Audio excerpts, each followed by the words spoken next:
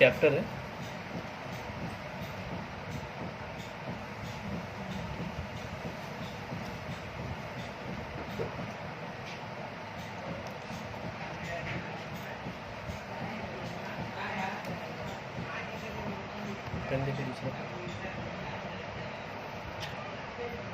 आप लोगों के 10 के सिलेबस में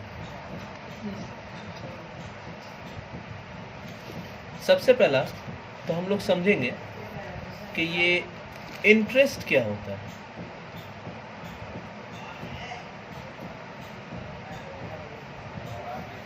ठीक है, इंटरेस्ट क्या होता है।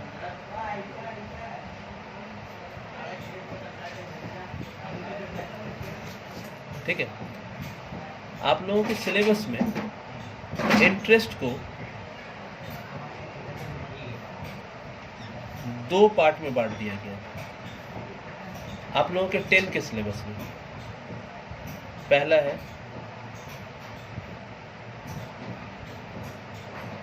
सिंपल इंटरेस्ट और दूसरा है कंपाउंड इंटरेस्ट। सिंपल इंटरेस्ट और कंपाउंड इंटरेस्ट को समझने से पहले हम लोग ये समझेंगे कि इंटरेस्ट क्या होता है। इंटरेस्ट उस अमाउंट को कहते हैं जो पैसा हम लोग बैंक में जमा करने के बाद जो हम लोगों को बैंक से एक्स्ट्रा पैसा मिलता है। ठीक है, तो हम लोग उसको इंटरेस्ट बोलते हैं। अच्छा, इंटरेस्ट के बारे में भी हम लोग बाद में भी समझते हैं, पहले हम लोग समझेंगे कुछ बातों के बारे में। जैसे एक टर्म हम लोग यूज़ करते हैं सिंपल इंटरेस्ट में, प्रिंसिपल। ये प्रिंसिपल क्या होता है, जिसको हम लोग शॉर्ट में पी भी बोलते हैं। ये प्रिंसिपल क्या होता है, जो पैसा हम लोग बैंक में या कहीं जमा करते हैं या फिर बैंक से या कहीं से हम लोग कर्ज लेते हैं, उसको हम लोग प्रिंसिपल बोलते हैं। जो पैसा हम लोग जमा करते हैं, डिपॉजिट करते हैं या फिर कहीं से हम लोग कर्ज लेते हैं, तो जो पैसा डिपॉजिट कर रहे हैं हम लोग या फिर कर्ज ले रहे हैं, उसको हम लोग बोलते हैं प्रिंसिपल। मतलब जैसे मैंने बैंक में पैसा जमा किया 5,000 रुपया, तो वो 5,000 का जो अमाउंट होगा वो मेरा कहलाएगा प्रिंसिपल। क्लियर? ठीक है। या फिर 5,000 हमने बैंक से कर्ज लिया, 10,000 कर्ज लिया, तो वो 10,000 का अमाउंट जो है वो क्या कहलाएगा, प्रिंसिपल कहलाएगा। यानी इन शॉर्ट ये है कि जो पैसा हम लोग बैंक में जमा करते हैं,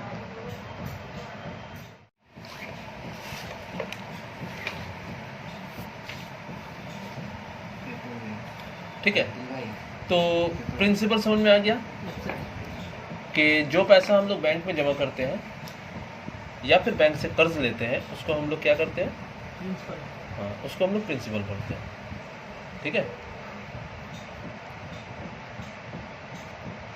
The sum of money deposited in the bank or the sum of money borrowed from the bank is called principal. उसके बाद आता है, क्योंकि हम लोग सिंपल इंटरेस्ट बना रहे हैं इसलिए हम लोग सिंपल इंटरेस्ट लिख रहे हैं। सिंपल इंटरेस्ट, जिसको हम लोग शॉर्ट फॉर्म में SI बोलेंगे। ठीक है। सिंपल इंटरेस्ट क्या होता है, जो पैसा हमने बैंक में जमा किया, जब बैंक से वापस लेने जाते हैं हम लोग, तो जितना जमा किया उससे कुछ ज़्यादा पैसा मिलता है। जैसे हमने बैंक में 5,000 जमा किया और हम लोगों को मिल रहा है 5,500। जो 500 रुपया जो एक्स्ट्रा पैसा मिल रहा है वही हम लोगों का इंटरेस्ट है। यानी प्रिंसिपल के ऊपर जितना पैसा हमने जमा किया है उसके ऊपर जो एक्स्ट्रा पैसा मिलेगा वो मेरा सिंपल इंटरेस्ट कहलाएगा। क्लियर? सिंपल इंटरेस्ट समझ में आ गया क्या होता है। आगे एक टर्म होता है अमाउंट, जिसको हम लोग शॉर्ट में A लिखते हैं। अमाउंट क्या होता है, जो पैसा हमने जमा किया प्रिंसिपल और उसके ऊपर जो हमको इंटरेस्ट मिल रहा है, दोनों को जोड़ देने पर जो अमाउंट आएगा उसी को हम लोग अमाउंट बोलते हैं। ठीक है। जैसे हम लोग 5,000 रुपये जमा किया और उसके ऊपर 500 रुपये जो इंटरेस्ट मिल रहा है वो कहलाएगा अमाउंट। क्लियर? उसके बाद होता है टाइम। टाइम को हम लोग T से रिप्रेजेंट करेंगे। जितने साल के लिए हम लोग पैसा जमा करते हैं उस ईयर को, नंबर ऑफ ईयर्स को हम लोग टाइम बोलते हैं, जितने साल के लिए, है ना। तो टाइम को हम लोग ऑलवेज किस में दिखाएं, किस में शो करेंगे, ईयर में, ठीक है। बाकी सब चीज़ तो रुपीस में होगा, है ना। इसको हम लोग किस में करेंगे, ईयर्स। उसके बाद फिर रेट। रेट क्या होता है, परसेंट, ठीक है। जिस परसेंट पे हम लोगों को इंटरेस्ट मिलता है वो हम लोगों का रेट कहलाएगा, rate of simple interest, rate of interest, ठीक है। ये परसेंट में होता है, ये किस में होता है, परसेंट। क्लियर। अब हम लोग आपको कुछ फॉर्मूला समझाएंगे।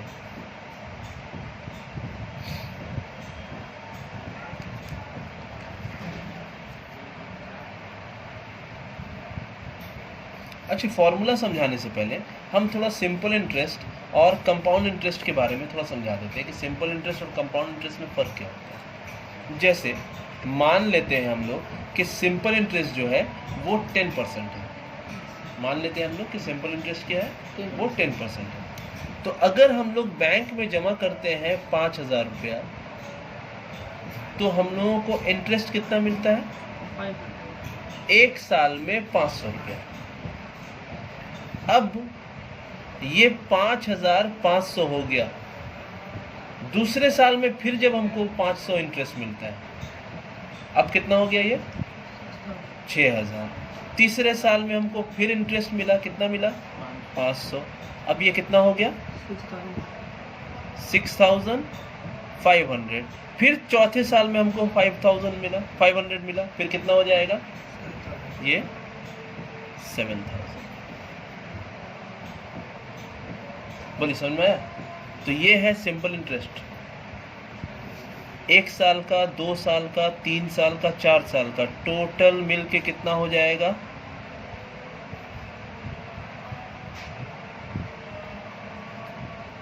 सिंपल इंटरेस्ट कितना हो जाएगा, यानी टोटल सिंपल इंटरेस्ट हो गया 4 साल का 2,000 रुपये। पहला साल का 500, दूसरे साल का 500, तीसरे साल का 500, चौथे साल का 500। ये है सिंपल इंटरेस्ट। कंपाउंड इंटरेस्ट मगर क्या कहता है, कंपाउंड इंटरेस्ट ये कहता है कि आपने अगर 5,000 रुपया जमा किया तो हम आपको पहले साल में 500 रुपया इंटरेस्ट देंगे, मगर दूसरे साल में आपका जब हो जाएगा 5,500 तो हम लोग 500 रुपया इंटरेस्ट आपको नहीं देंगे, हम लोग आपको ज़्यादा इंटरेस्ट देंगे। क्यों? क्योंकि अब आपका प्रिंसिपल 5,000 नहीं है, अब आपका प्रिंसिपल 5,500 है। तो अब हम आपको जो इंटरेस्ट देंगे वो 5,500 के ऊपर 10% देंगे। मतलब कितना हो जाएगा, वो हो जाएगा 550। अब आपका जब नेक्स्ट ईयर जाएंगे तो ये हो जाएगा 6050। तो बोल रहा है क्या, अब आपको जो हम इंटरेस्ट देंगे तो वो हो जाएगा आपका 605। उसके बाद फिर हो जाएगा आपका इतना। फिर आपको बोल रहा है कि अब आपको जो नेक्स्ट ईयर देंगे फिर आपको 10% देंगे, कितना हो जाएगा 665.50। अब जो इंटरेस्ट हो गया ये और ये मिलके जो कि 2,000 से ज़्यादा होगा, जो कि कितना हो जाएगा, 2,000 से ज़्यादा हो जाएगा।